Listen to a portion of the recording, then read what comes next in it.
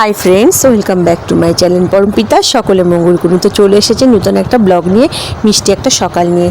তো দেখো সকালবেলা কি জোরে বৃষ্টি হয়েছে, এত অত্যাধিক গরম পড়েছিল। তো তারপরে বৃষ্টি হওয়াটা তো স্বাভাবিক, তো প্রচণ্ড জোরে বৃষ্টি হয়েছে। সেই বৃষ্টিটা দেখে পুরো মন মুগ্ধ হয়ে গেল, এত ভালো লাগলো। কিছুক্ষণ ওই বৃষ্টিটা দেখেই কাটিয়ে দিলাম সকালটা। তো গাছপালাগুলো কীরকম ভেঙে ভেঙে গেছে, কাগজ ফুলটাও কীরকম হয়ে গেছে, সে গাছ টাছগুলোকে আমি একটু ঠিক করে নিলাম। নিয়ে এবারে ঘরে চলে এসেছি জামা কাপড়গুলো একটু গুছিয়ে নিতে। তো আজকে আর প্রণাম করতে যেতে পারিনি সকালবেলা, তো ওই কাজগুলো সেরে নিচ্ছি। নিয়ে বাসি কাজ সেরে নিয়ে স্নান করে পুজো দিতে আসছি। তো চলো সঙ্গে থাকো। সকালের টাইমটা জন্য একটু বৃষ্টি হওয়াতে মনটা সত্যিই খুব ভালো হয়ে গেল। তো মনে হচ্ছে আজকে সারাটা দিন খুব ভালোই যাবে। তো বাসি কাজটা একটু পরে করছি, আগে একটু চা খেয়ে নিই, তারপরে বাকি কাজগুলো করব। তো ছোটোবেলাতে আমরা যখন বৃষ্টিটা দেখতাম তখন কোনো কিছু চিন্তা না করেই জলের মধ্যে নেমে পড়তাম বৃষ্টিতে ভেজার জন্য। কিন্তু এখন বৃষ্টিতে ভেজার কথা ভাবলে নানান চিন্তা আসবে যে এই কাজ বাকি আছে, ওই কাজ বাকি আছে, তো ইচ্ছা করলেও পারবো না। তো সকালবেলা থানকুনি খেয়ে নিয়েছি, এখন ত্রিপালি খাচ্ছি। আর ত্রিপালি খাওয়ার পরে আমি একটু গ্রিন টি খাওয়ার জন্য জল গরম বসিয়ে দিয়েছি।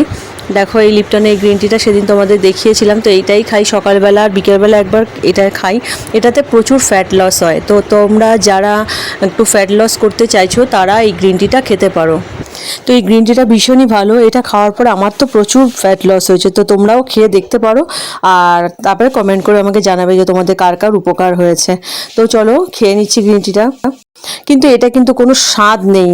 তো প্রথমে তোমাদের হয়তো একটু ভালো লাগবে না, কেননা এটা না মিষ্টি না কিছু। তো খেতে খেতে অভ্যাস হয়ে যাবে, তো খেয়ে দেখো, খারাপ লাগবে না।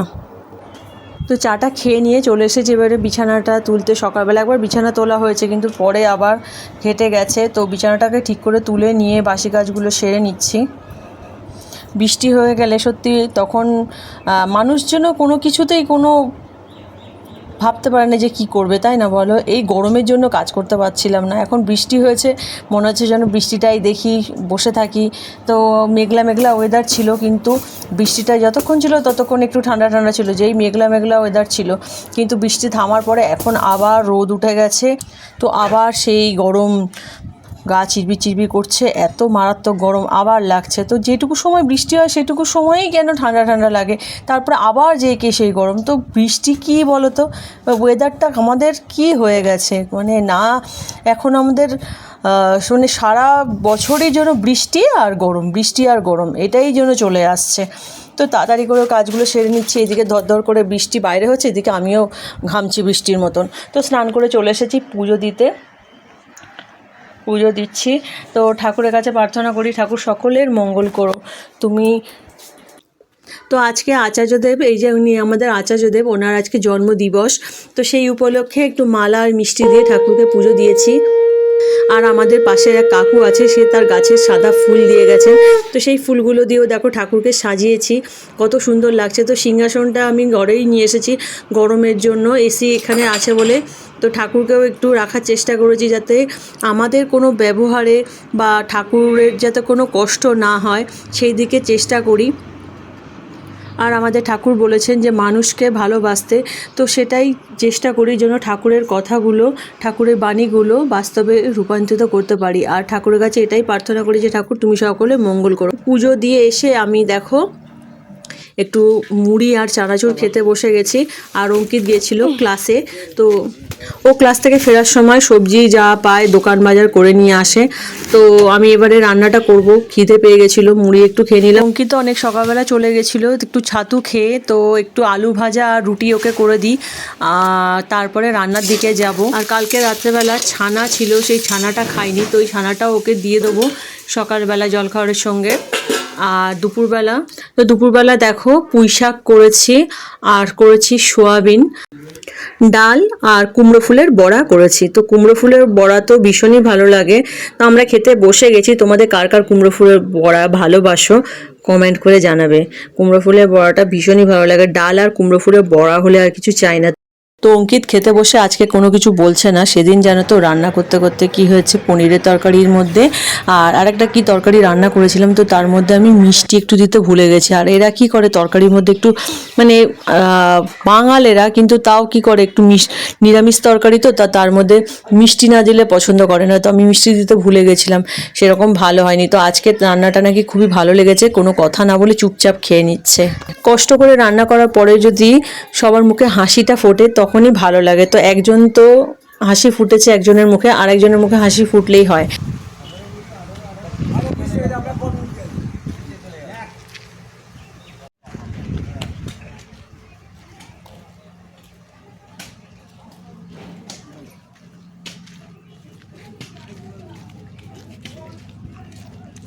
কোথায় গেল আসো এদিকে? তো কোথায় যাচ্ছি বলো তো বিকেলবেলা? তোমরা তো জানোই আমি বিকেলবেলা প্রায় দিন একটু সৎসঙ্গ থাকে, সব দিন যেতে পারি না, তো মাঝে মাঝে আমি যাই। তো আজকে যাচ্ছি, পাশেই একটা সৎসঙ্গ রয়েছে সেখানে যাচ্ছি। যেহেতু আচার্যদেবের জন্মদিবস আজকে, সব জায়গাতেই হচ্ছে কিন্তু এটা পাশেই একজনের বাড়িতে হচ্ছে।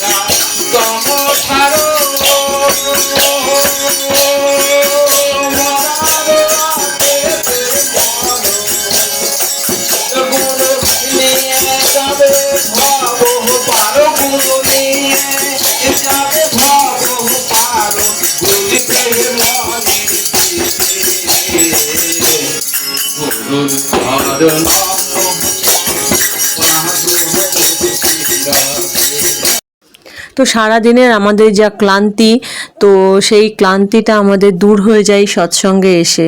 ভীষণই ভালো লাগে আমাদের এই সৎসঙ্গে ঠাকুরের আলোচনা, ঠাকুরের সঙ্গীত যেগুলো হয় সেগুলো আমাদের নূতনভাবে আমাদের আরও এনার্জি দেয় জীবনের পথে চলার জন্য। তো পরমপিতার কাছে সকলের মঙ্গল কামনা করে আমরা সৎসঙ্গ করে বাড়ি ফিরে এসেছি।